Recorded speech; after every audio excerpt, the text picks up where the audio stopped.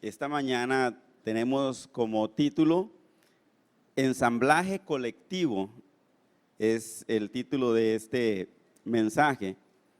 Y hoy vamos a realizar una integración eclesial o de la iglesia, una integración local. Vamos a realizar una alianza familiar y lo vamos a hacer el domingo pasado. Recuerda que lo hicimos con un hilito. ¿Quiénes estuvieron el domingo pasado? Ok, entonces tratamos de hacer una unidad eclesial. Cuando digo eclesial es de la iglesia, una unión familiar. Y hoy lo vamos a hacer también, hermanos. Nada más que hoy no traje hilo. Entonces, ¿cómo pudiéramos hacerlo?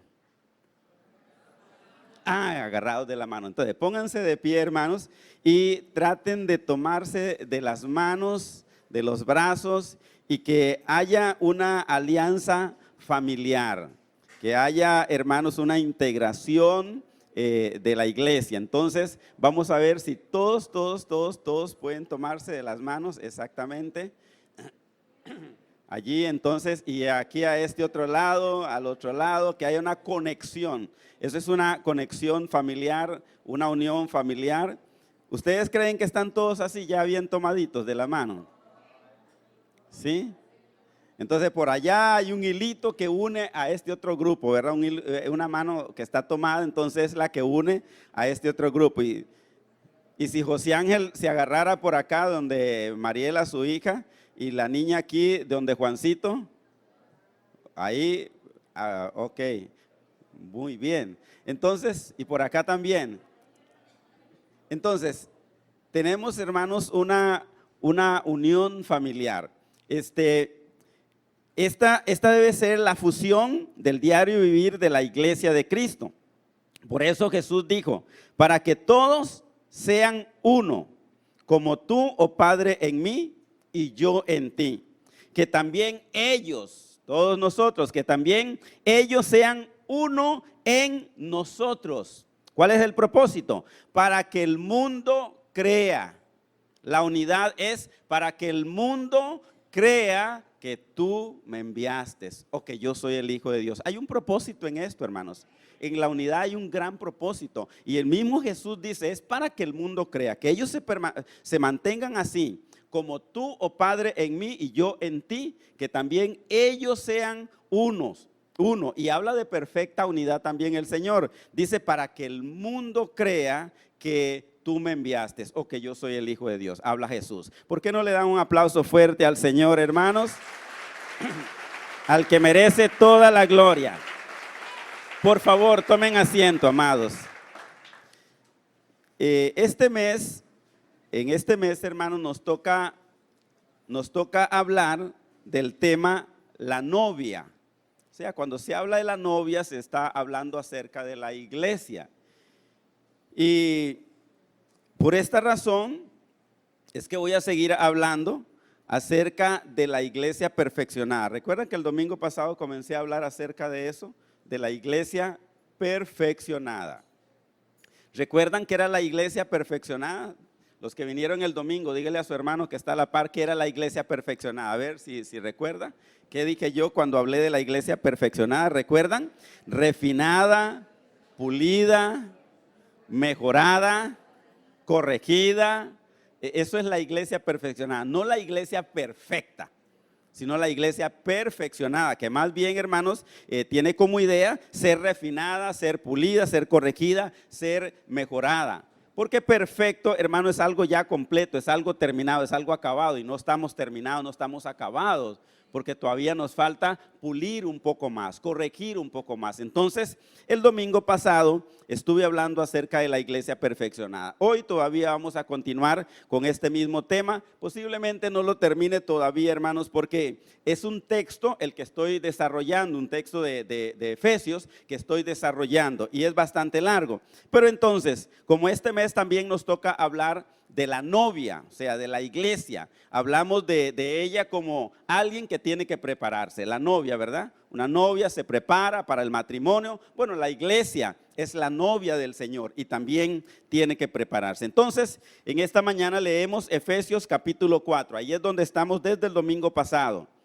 Miramos el verso 1 y el versículo 2 el domingo pasado. Hoy vamos a mirar desde el versículo 3 hasta el versículo 10, a ver si podemos concluir hasta ahí. Dice el verso 3: solícitos en guardar la unidad del Espíritu en el vínculo de la paz, un cuerpo y un espíritu, como fuisteis también llamado, en una misma esperanza de vuestra vocación. Vocación es llamamiento. Un Señor, una fe, un bautismo, un Dios y Padre de todos, el cual está sobre todos y por todos y en todos. Pero a cada uno de nosotros fue dada la gracia conforme a la medida del don de Dios, por lo cual dice: subiendo a lo alto, llevó cautivo la cautividad y dio dones a los hombres.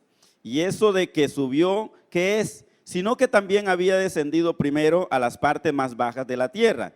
El que descendió es el mismo que también subió por encima de todos los cielos para llenarlo todo. Así dice la palabra del Señor. Entonces, lo primero que vamos a ver en esta mañana es la unidad del Espíritu. Estamos en el versículo 3 de Efesios 4. La unidad del Espíritu. La Biblia dice que debemos ser solícitos en guardar la unidad. Cuando hablamos de esta palabra solícitos, estamos hablando de cuidadoso o diligente. Así que el Hijo de Dios debe ser muy cuidadoso y muy diligente en guardar la unidad del Espíritu.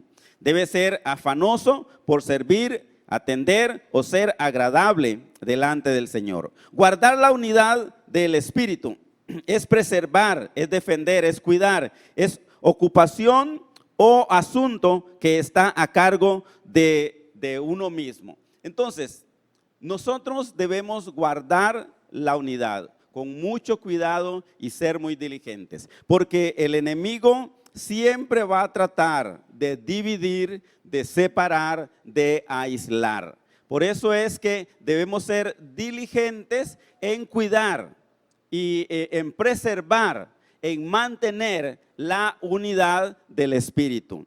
Esta fusión, esta unidad, tomándonos de las manos, es algo físico literal, pero también nosotros debemos hacerlo espiritualmente, guardando la unidad, porque a nuestras mentes llegan muchos pensamientos de división de parte de Satanás. No solamente a nuestra mente, a nuestro corazón, a nuestros ojos, a nuestro oído, por asuntos que miramos, asuntos que escuchamos, por lo que la gente habla. Y todo esto es obra del enemigo tratando de dividir, de separar, de romper la unidad en la iglesia.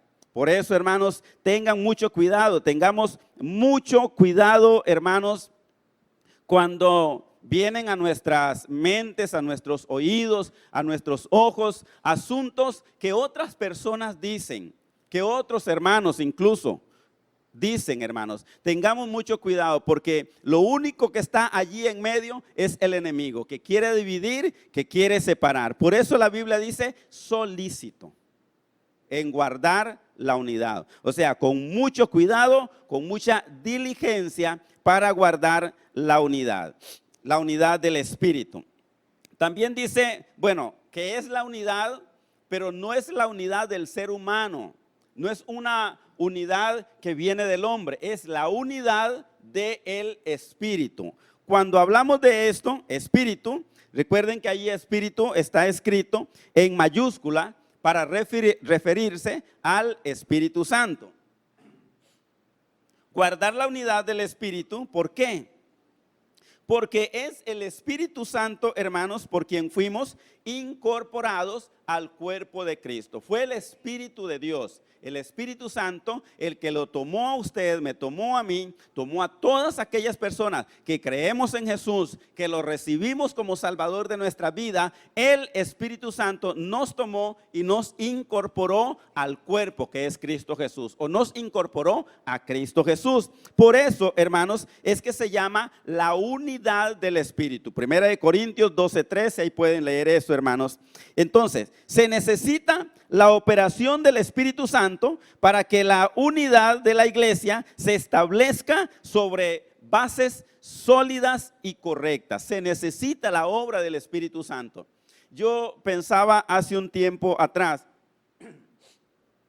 pensaba y decía, ¿cómo en una iglesia se puede mantener tanta gente por tantos años?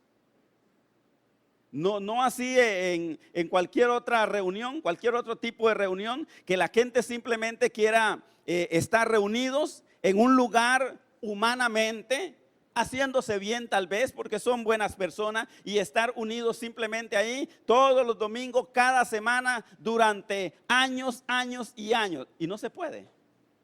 Pero ¿cómo la iglesia sí se mantiene? Por miles, incluso de años, la iglesia se mantiene y se mantiene unida. Y aun cuando el diablo arremete contra ella, atacándola para separarla, para dividirla, aún así se mantiene unida. Aun cuando alguien, hermanos, habla, murmura y le critica, pero aún así, ahí se mantiene. ¿Sabe por qué, hermanos? Porque se necesita la operación del Espíritu Santo para que la iglesia se mantenga unida. Es el Espíritu Santo el que mantiene unida a la iglesia. Es por obra del Espíritu Santo. No es por asunto humano, no es por asunto intelectual, no es por asunto de dinero, no es por asunto del hombre. Es por obra del Espíritu Santo que nos mantenemos unidos. Perdón. Entonces, se necesita la operación del Espíritu Santo para que la unidad en la iglesia se establezca sobre bases sólidas y correctas. Y por eso, hermano, es que se llama la unidad del Espíritu. Es la unidad del Espíritu, porque Él nos incorporó a nosotros. Entonces somos la unidad del Espíritu Santo. Ahora, hermanos, ahí más bien con este primer punto estoy terminando más bien lo del domingo pasado. Ahora, el domingo pasado recuerde que hablamos acerca de disposiciones necesarias para la preservación de la unidad. Estamos terminando con esto. A continuación, vamos a hablar de las bases de la unidad de la iglesia. Son 7 bases. 3 son constituyentes, 3 son fundantes y una es trascendente. Así que vamos a hablar sobre las bases, hermanos, de la unidad, o las bases que sostienen la unidad en la iglesia.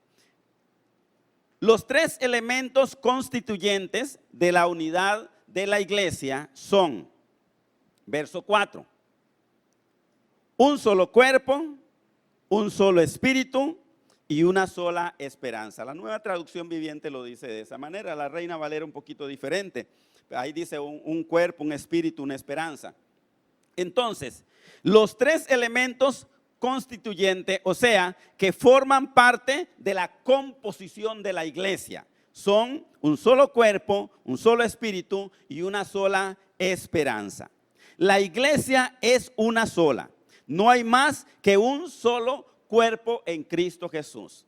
La iglesia es una sola. Recuerden, hermanos, Jesús dijo: sobre esta iglesia edifico mi iglesia. Es una sola. Y aunque hayan muchas iglesias local en el mundo entero, es una sola iglesia. Y aunque hayan muchas denominaciones, hay muchas denominaciones, pero creemos en un mismo Dios. Creemos en Cristo Jesús, el Salvador del mundo. Y predicamos la misma doctrina, algunos un poquito más fuerte, otros un poquito más liberal, pero predicamos la misma palabra, la misma doctrina, hermano. Entonces, es una sola iglesia, no hay más que otro cuerpo, es Cristo Jesús. La iglesia es Cristo Jesús, la iglesia es el cuerpo de Cristo Jesús. Entonces, es una sola iglesia. Y no estoy hablando, hermanos, de sectas, porque sectas son aquellas que predican falsedades. Por ejemplo, una secta que no cree en el Espíritu Santo, o un grupo de personas que no creen en el Espíritu Santo, eso es una secta. Eso es falsedad. Gente que no cree que Jesús es el Hijo de Dios, el Salvador del mundo, que no creen que Jesús es Dios. Eso es una secta, eso es falsedad.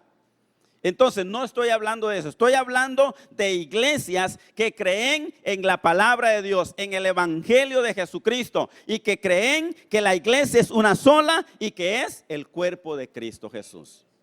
Nosotros, esta iglesia local, es parte del cuerpo de Cristo, con los hermanos de la China, de Japón, de Alemania, de España, etcétera, etcétera. Somos una sola iglesia, porque la Biblia dice un solo cuerpo. También dice un solo espíritu.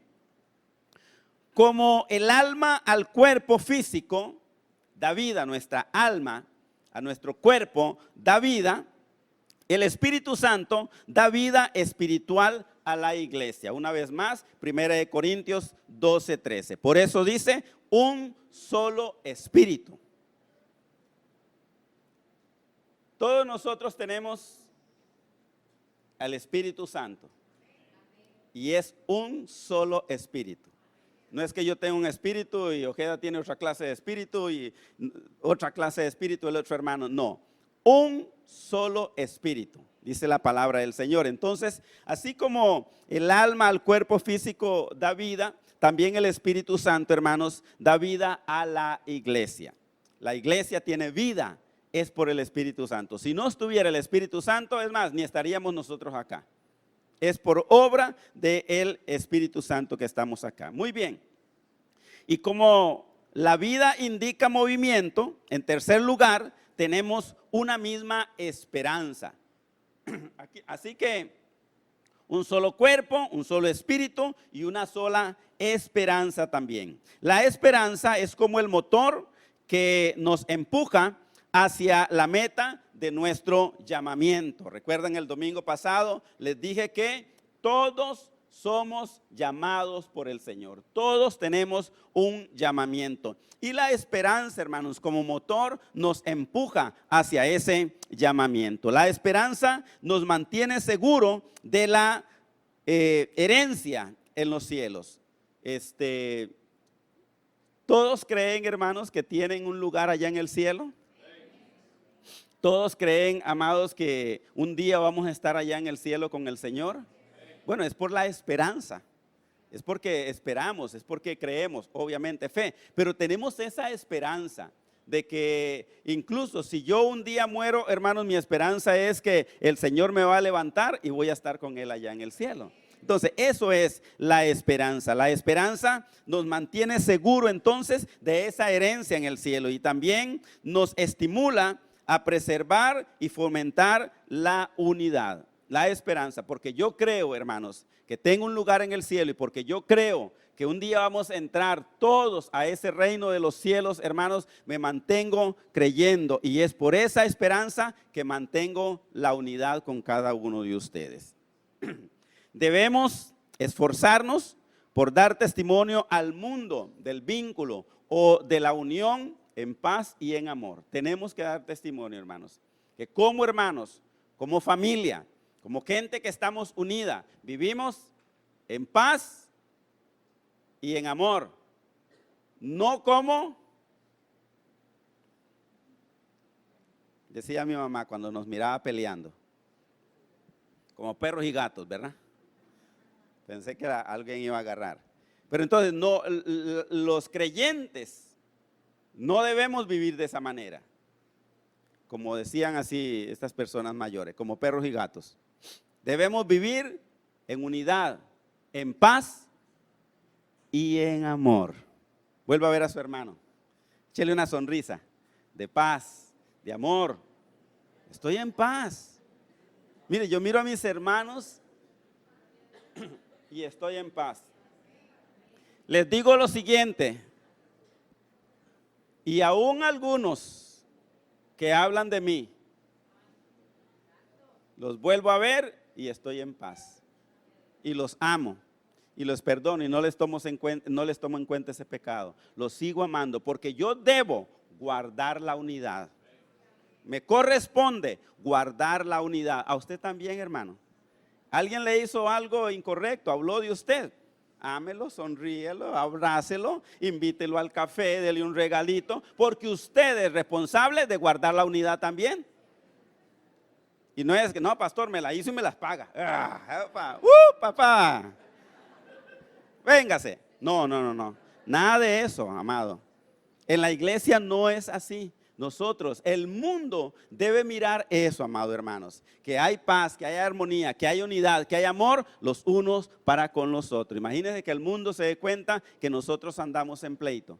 Van a decir, para ser como ellos, no hombre, yo ni me acerco ahí. Entonces seríamos una piedra de tropiezo para estas personas. Así que en paz y en amor. Muy bien, hermanos, esos son los tres elementos constituyentes, ¿verdad? O que forman parte de la composición de la iglesia. Un solo cuerpo, un solo espíritu y una sola esperanza. Ahora miremos los tres elementos fundantes. Cuando habla de, de elementos fundantes, ¿recuerdan cuando Jesús dijo, sobre esta roca edificaré mi iglesia? Eso es fundante, eso es fundar, eso es cimiento, hermanos, eso es fundamento, eso es edificio. Entonces, fundante o que sirve de cimiento a la unidad de la iglesia. Tres elementos fundantes. Es un solo Señor, una sola fe y un solo bautismo. La Nueva Traducción Viviente lo dice de esa manera. Entonces, estamos allí en el versículo 5. Ahí hay tres elementos, hermanos, que ayudan al fundamento de la iglesia. La iglesia tiene una sola base. La iglesia tiene un solo Señor. La iglesia no está basada sobre doctrinas, hermanos. La iglesia no está basada sobre una doctrina, aunque tiene doctrina, pero la iglesia no está basada sobre doctrina. La iglesia está basada sobre una persona. Y esa persona se llama Jesucristo.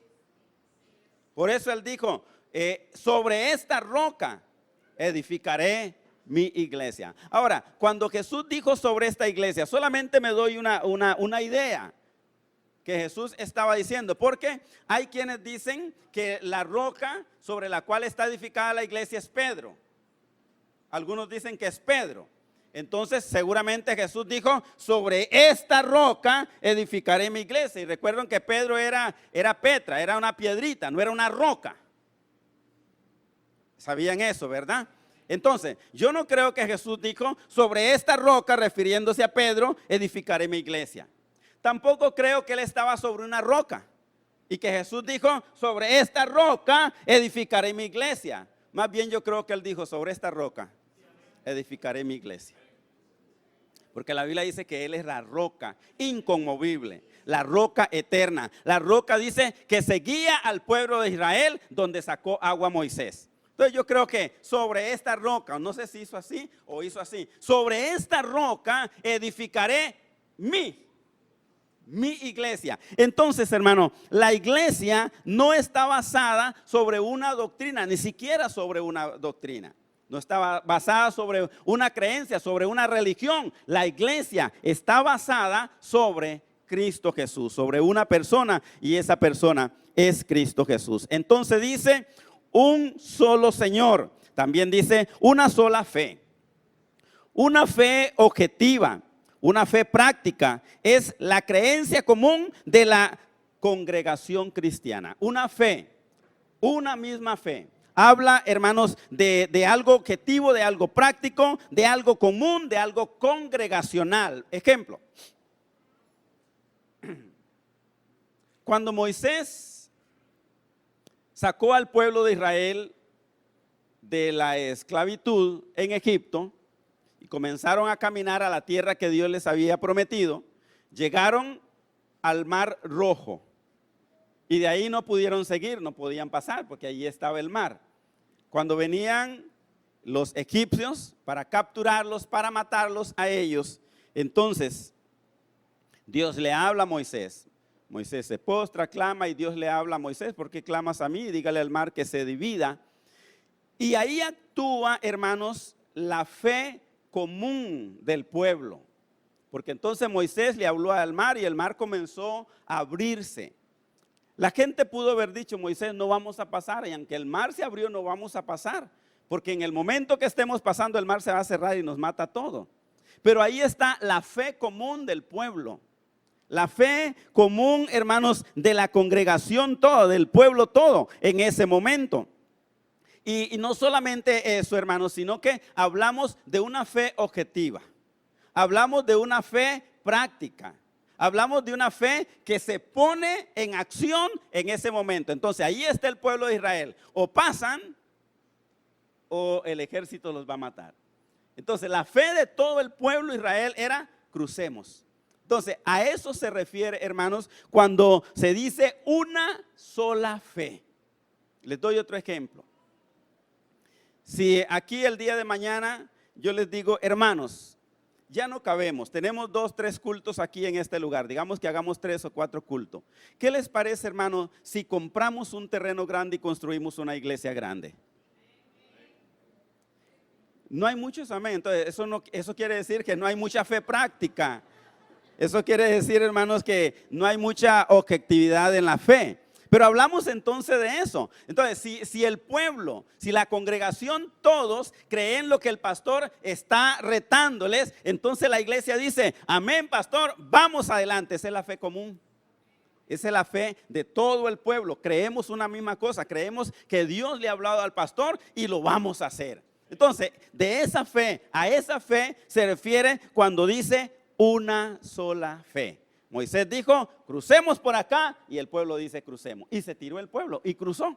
Esa es la fe congregacional, esa es la fe común, esa es la fe objetiva, la fe práctica. Esa es la fe que dice aquí, una sola fe. Todos creemos en el Señor, todos creemos una misma cosa. Muy bien, también dice un solo bautismo. Entonces, hablando de estos 3 elementos fundantes, hermanos, tenemos un solo Señor, una sola fe y un solo bautismo. Cuando habla de este bautismo, no se refiere al bautismo en agua, porque lo primero que podemos pensar es el bautismo en agua. Pero no es el bautismo en agua que está hablando aquí este pasaje. Más bien es que por la fe somos sumergidos en Cristo Jesús. Romanos.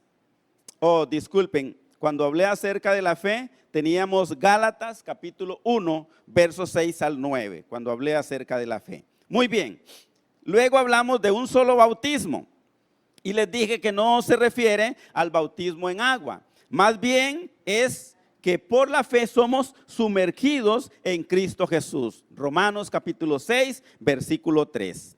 Por la fe se nos dio a beber de un mismo espíritu. Entonces, cuando hablamos de un solo bautismo, de un mismo bautismo, es porque por esa misma fe hemos sido sumergidos en Cristo, pero también somos hermanos o por esa fe se nos dio a beber de un mismo espíritu. 1 Corintios, una vez más, 12:13. Y también porque por un solo espíritu fuimos todos bautizados en un mismo cuerpo. Entonces, se refiere más bien al bautismo del Espíritu de Dios en nuestras vidas, no al bautismo en agua, sino al bautismo del Espíritu Santo. Entonces, un solo Señor, una sola fe y un solo bautismo. Todos hemos sido bautizados por el mismo Espíritu Santo. En el momento que recibimos a Jesús como Salvador de nuestras vidas, el Espíritu Santo llenó nuestras vidas y somos bautizados por el Espíritu Santo del Señor. Por último, y no menos importante, hermanos, mencionamos el elemento trascendente. Le hablé de 7 elementos, hermanos, y este último es elemento trascendente, o sea, fundamental, vital, importante, valioso. Todo es importante, hermanos, pero esto es muy, muy, muy importante. Versículo 6 nos dice el verso 6, un Dios y Padre de todos, el cual es sobre todos y por todos y en todos. Entonces, este es el 7º elemento, hermanos, que nos ayuda como base a la unidad de la iglesia. Un solo Dios y Padre de todos, el que está sobre todos y a través de todos y en todos. La Nueva Traducción Viviente lo dice de esa manera. Pero este versículo 6 lo comparamos con Romanos capítulo 11, versículo 36. Y este verso 36 de Romano nos da una confesión explícita o clara de nuestra dependencia respecto a Dios. Romanos capítulo 11, verso 36 dice, porque de Él y por Él y para Él son todas las cosas. A Él sea la gloria por los siglos de los siglos. Amén y amén. Entonces, hermanos, es por Él y es para Él, para el Señor. Esta es la razón por la cual Dios no puede ser deudor a nadie, porque de Él procede todo, mediante Él se sostiene todo y hacia Él tienden todas las cosas. Lo que queremos decir, hermano, entonces es que los cristianos vivimos en un mundo creado por Dios, controlado por Dios, sostenido por Dios y lleno de Dios también, hermanos. Entonces, esas son las 7 bases de la unidad de la iglesia. Las 7 bases de la unidad de la iglesia que sostienen a la iglesia. Las bases son, cuando hacemos una casa, ¿verdad? Las bases son las que sostienen el edificio, las que sostienen la casa. Entonces, eso es exactamente lo que sostiene la unidad de la iglesia. Ahora, es necesario entender, hermanos, que hay diversidad. Es necesario entender que hay variedad dentro de la unidad. Porque aunque ciertamente hablamos de la unidad, pero hay diversidad, hay variedad. En medio de la unidad hay diversidad y variedad. Esto lo vamos a ver desde el versículo 7 hasta el versículo 10 de Efesios 4. Cada uno tiene una gracia. Les dije el domingo pasado que todos somos llamados, que tenemos un llamamiento. Absolutamente todos los que recibimos a Cristo Jesús como Salvador de nuestras vidas, hemos sido llamados por el Señor. Pero también cada uno de nosotros, hermanos, tiene una gracia de parte de Dios. No es la gracia que nos justifica, porque la gracia que nos justifica, o la gracia de misericordia, para entenderlo mejor, esta es, hermanos, esta gracia no tiene medida. La gracia que nos justifica es para todo el mundo y no tiene medida. La gracia, porque la Biblia dice, porque por gracia sois salvos. No se refiere a esta gracia. Cuando aquí habla, hermanos, de la gracia, no es la gracia que justifica, no es la gracia salvadora.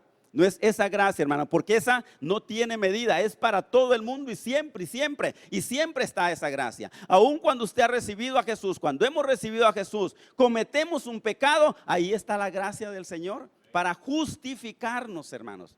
La gracia, no lo merecemos, pero por gracia somos justificados. No se refiere a esa gracia, porque esa gracia es sin medida. Pero de la gracia que está hablando acá, hermanos, más bien es la gracia como don, es un don. Esta gracia es un don de parte del Señor que capacita para servir. Es una gracia que nos capacita para servir en la obra o en el reino del Señor. Cada uno tiene una medida de ese don o de esa gracia, cada uno. No todos tienen la misma capacidad para un servicio. No todos tienen los mismos dones. Por eso hablan de capacidades, de dones. No todos tienen los mismos dones. Cada miembro tiene su función especial en el cuerpo de Cristo. Así que tenemos diferentes dones, tenemos diferentes capacidades. Por eso es que usted ve a algunos hermanos que hay que estarlos jalando, ¿verdad? A otros hay que estarlos deteniendo. A otros hay que estarlos motivando. A otros hermanos todos los días o cada semana, cada mes, hay que estarlos ayudando, hay que estarlos motivando. Hay otros que van solitos, hermanos. Yo le decía a Sandra un día de esto, tengo 37 años, ya voy a cumplir 37 años de ser pastor. Y en 37 años de ser pastor, solo tengo 2 hermanos que no me han dado problema. He pastoreado a 2 hermanos que no me han dado problema. Uno era don Antonio Barahona, era el abuelo de Sandra. Don Antonio Barahona se estaba muriendo y uno le decía, hermano, ¿cómo está? Todo está bien. Tenía problemas, necesidades y uno le preguntaba, hermano, mire, oración, todo está bien. A las 3:30, 4 de la mañana, gracias don Carlos, escuchamos a don Antonio Barahona, al venir a este lugar, venimos a adorar, ¿verdad? A las 3 de la mañana, a las 4, todos los días adorando al Señor. Era un hombre, hermanos, bueno, tremendo. Nunca me dio ningún problema.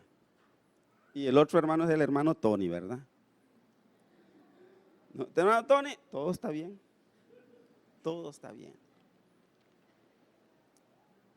Ahora, yo entiendo eso, hermanos, porque hay diversidad en el cuerpo de Cristo. No todos son como Tony. Desearía que todos fueran como Tony. Pero no todos son como Tony. No todos son como Ojeda. No todos, me explico, todos somos diferentes porque hay diversidad. Y si usted mira su cuerpo es diferente, ¿cierto? Imagine todo su cuerpo hecho una sola oreja. No es posible, porque somos miembros en particular. Entonces, por eso es que hay hermanos entre la iglesia y en esta misma unidad tan linda, hermanos, que hay diversidad. Que hay hermanos de veras que nunca dan un problema, una situación, pero que hay otros que sí, hay otros más y otros más. Porque somos diferentes todos.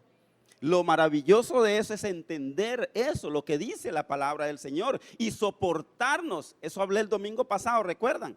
Soportar, aguantar con amor a nuestro hermano. Entonces debemos soportarnos, eso es parte de la unidad. Entonces decíamos, hermanos, que hay diversidad dentro de la unidad, que hay variedad dentro de la unidad. Cada uno tiene una gracia. Cada uno, hermanos, tiene dones diferentes. Cada uno tiene llamados diferentes. Unos más fuertes, otros más débiles. Por eso es que somos y que hay diversidad. Cada miembro tiene su función especial en el cuerpo de Cristo.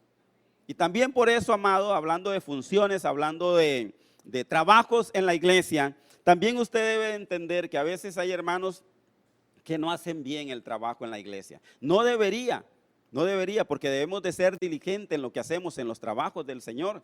Pero hay gente que no, que lo deja botado y es precisamente por lo mismo. Hay otros que son más entregados. Por eso, una medida especial de gracia para un desempeño de la función que el Señor nos ha dado. Él nos ha dado una medida especial de gracia para el desempeño, para el trabajo que el Señor nos ha encomendado. Con todo y eso no podemos justificarnos y decir, es que yo creo que a él le dio mucho el Señor y a mí me dio menos. Porque aunque a usted le haya dado menos, usted tiene que ser responsable con eso que el Señor le dio. ¿Recuerdan los talentos? A uno le dio 5, a uno le dio 2 y al otro le dio 1. La Biblia dice, conforme a la capacidad de cada uno. Y cuando Él los llamó para que le dieran cuenta, los juzgó a cada uno conforme a la capacidad y lo que Él le dio. A uno lo juzgó por los 5, al otro por 2 y al otro por 1. El que le había dado poco lo escondió, hermanos. Por eso no debemos justificarnos, aunque sabemos que tenemos una gracia o una medida, que se nos dio, hermanos, una medida. Dice el verso 7, pero a cada uno de nosotros fue dada la gracia conforme a la medida del don de Dios. Conforme al regalo que el Señor nos dio. Un don es un regalo. Conforme al regalo de la gracia que Él nos dio. Entonces, hermanos, conforme a esa medida es que nosotros debemos funcionar, debemos trabajar. Entonces, cuando hablamos de gracia acá, es acerca de el don que el Señor nos ha dado. Ahora, quien pretenda acaparar todos los dones y funciones está destruyendo el cuerpo de Cristo en su propia función. Quienes creen que el Espíritu Santo le ha dado todo a usted, eso es un error, eso es mentira.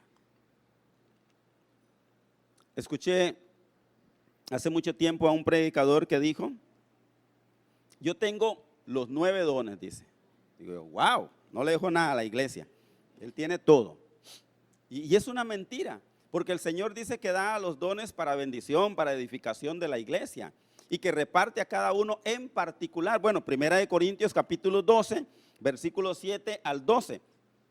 Ahí dice que Él reparte en particular, como Él quiere, nos da a todos. Todos tenemos una gracia. Todos tenemos, hermanos, al menos un don de parte del Señor. Una gracia es un don, es un regalo. Todos tenemos al menos un don de parte del Señor. Y usted tiene que averiguar cuál es el don que tiene, hermanos. Porque usted tiene que ministrar a Dios, porque el Señor le va a pedir cuenta, Jesús le va a pedir cuenta por el don, por la gracia, por la medida de gracia que el Señor le ha dado. Y ese don que el Señor le ha dado a usted, a cada uno de nosotros, es para edificación de la misma iglesia. Y es para que nos mantengamos unidos en la misma iglesia. Entonces, el día de mañana, créalo o no, quiera o no, usted tiene que darle cuenta a Dios por ese don, por esa gracia. Y si lo desempeñó bien, el Señor le va a decir, venga bendito de mi Padre a heredar la vida eterna. Si lo desempeñó mal, ¿qué le va a decir el Señor? Estuve enseñando unos domingos atrás, apártese de mí, maldito al fuego eterno. Más vale que usted sepa cuál es su don. Porque hay gente que dice, no, yo ahí voy a la iglesia nada más a escuchar. Dios le va a pedir cuenta de esa medida de gracia, de ese don que el Señor le ha dado. A todos nos va a pedir cuenta, hermano. Entonces, preocúpese también por esa gracia. Muy bien, el regalo de Cristo es particular. Ese regalo es un don. Cristo es el que produce y presenta ese regalo o ese don. Pero el Espíritu Santo lo aplica y lo coloca en cada creyente para beneficio de toda la comunidad de la iglesia. Es el Espíritu Santo el que los daba. Ahí mencionamos 1 Corintios, capítulo 12, verso 7, hasta el versículo 12. Entonces, es de Cristo, hermanos, pero es el Espíritu Santo el que lo aplica, el que lo coloca, el que lo pone en cada uno de nosotros. Cristo puede dar de este regalo, de este don con medida, porque a Él le fue dado el Espíritu Santo sin medida. La Nueva Traducción Viviente dice sin límite. A Cristo se le dio el Espíritu Santo sin límite, sin medida. Por eso es que Él puede darnos a nosotros el don del Espíritu Santo o los dones, porque son muchos los dones, aunque habla del don del Espíritu Santo, pero son 9 los dones del Espíritu Santo. Entonces, Él puede darnos dones a nosotros con medida, porque Él lo tiene sin medida. Así que a uno les da, dice, un don, a otro le puede dar 2 dones o no sé cuántos dones, pero a cada uno nos es dada la gracia, hermanos, con medida para edificación de la iglesia. Ese es el todo, hermanos, para edificación de la iglesia. Muy bien. Hablamos acerca de la unidad del Espíritu. Les expliqué sobre la unidad del Espíritu, que es el Espíritu Santo, hermanos, el que nos incorporó en Cristo, nos metió en Cristo Jesús. Y así como la Biblia dice que el Padre y yo uno somos, así nosotros debemos de ser, hermanos, uno en Dios, uno en Cristo Jesús. Debemos practicar esa unidad para que el mundo crea, dice el Señor. Mencioné las bases de la unidad. Es importante, hermanos, que recuerden bien esto. Las bases de la unidad de la iglesia. Un solo cuerpo, un solo espíritu, una sola esperanza. Un solo Señor, una sola fe, un solo bautismo. Un solo Dios y Padre que está sobre todos y en todos. Y también les hablé de la diversidad en la unidad de Cristo. La diversidad o variedad en la unidad de Cristo, que el Espíritu nos ha dado dones diversos para edificación. Nadie debe jactarse diciendo yo tengo tantos dones o yo tengo todos los dones o el don mío es más importante que el otro. Todos los dones son importantes en la iglesia para edificación. Así dice la Biblia, como cada miembro, cada órgano de nuestro cuerpo es importante, hermanos, para nuestro cuerpo, valga la redundancia, también cada don que ha sido repartido es importante para edificación de la iglesia. No importa donde usted desarrolle, donde usted trabaja en la iglesia, es muy importante lo que usted hace. Por tanto, debe de hacerlo para la gloria del Señor, para honrar al Señor en primer lugar, pero en segundo lugar debe de hacerlo a sabiendas que es para edificación del cuerpo de Cristo. Amados, entonces, hablamos de la iglesia, de la unidad en la iglesia. Hablamos de la novia que debe perfeccionarse, que debe prepararse, que debe ser pulida, arreglada, preparada, hermanos. Y hablamos de la unidad en esta iglesia, en la iglesia del Señor. Pero hablamos también, hermanos, directamente a la iglesia local, a nosotros, a Mundo de Fe. Debemos mantener la unidad.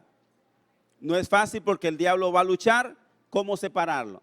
Así como él lucha en el hogar, en el núcleo familiar, para separar el matrimonio, para separar a los hijos, a los padres. De igual manera va a atacar a la iglesia para romper esta linda unidad. Pero es necesario que nos mantengamos como una familia en comunión los unos para con los otros, hermanos. Que cuando el diablo venga con un chisme, con una murmuración, con un comentario malintencionado, que usted no lo acepte, le diga: hermano, lo siento mucho, pero no me hable así de mi hermano, es mi hermano y no me hable de eso. Si tiene alguna situación, vaya y la arregla. Es más, vamos y arreglamos esa situación. Eso que usted me está diciendo, vamos y lo hablamos. Porque no debemos permitir, hermanos, que hayan rupturas, que el diablo pueda infiltrarse para separarnos.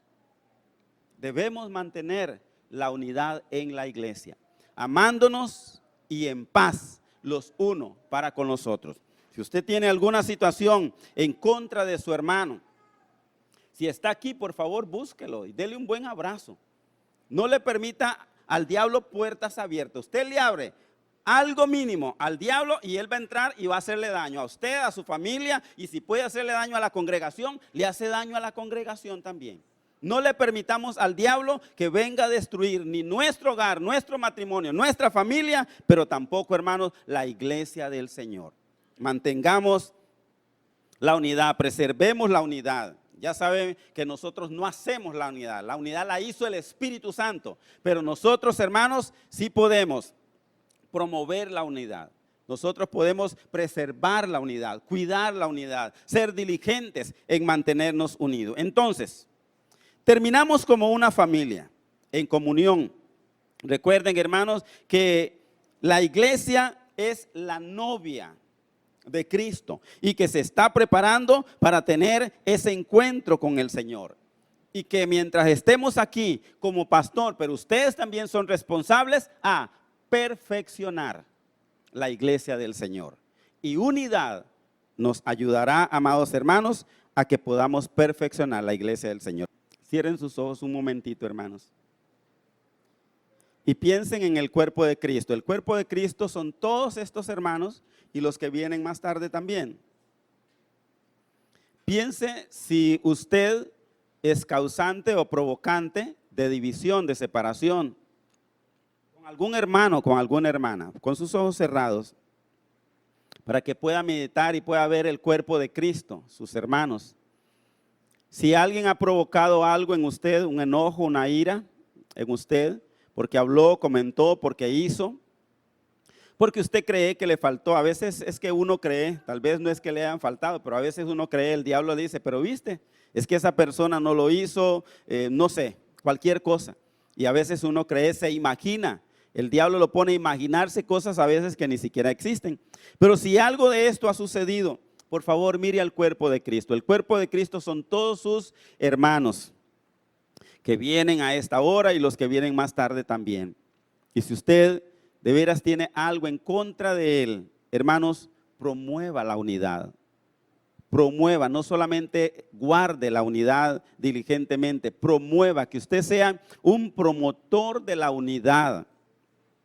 Que si usted se da cuenta que hay algo en contra de algunos hermanos, promueva la unidad, vaya, hable con ellos, diga: hermano, no pueden estar así, no deben estar así. Ustedes son hermanos, tienen que mantenerse unidos. Promueva la unidad, ayúdeles a que vuelvan a mantenerse unidos. Reprendan toda obra del enemigo, todo pleito, toda contienda, toda murmuración, todo chisme, toda situación que pueda romper ese lazo, ese vínculo, esa unidad. Reprendan toda obra del diablo y manténgase unido. Si hay algo en contra de algún hermano, por favor, no le dé lugar al enemigo. Recuerde, yo dije el domingo pasado, mansedumbre se dice que es hija de humildad. Pero la rebeldía, hermanos, es hija de la soberbia, del orgullo, de la altivez, de la arrogancia. No permita tales cosas que lo pueden ayudar a aislarse, a mantenerse dividido del cuerpo de Cristo. No ande solo, no esté separado, hermano, manténgase en la unidad. Ya analizó el cuerpo de Cristo. Cuando tomamos la Santa Cena, se nos dice que debemos analizar, mirar, examinar bien el cuerpo de Cristo. Y si tiene algo en contra de alguien, por favor, sea sabio, sea humilde, busque el perdón o pida perdón. Padre, te doy gracias en el nombre de Jesús. Yo bendigo a este pueblo, Dios, en el nombre de Cristo Jesús. Y ayúdanos como iglesia a mantener la unidad del Señor. Ayúdanos como iglesia a mantener la unidad, a cuidar, a guardar, a preservar la unidad.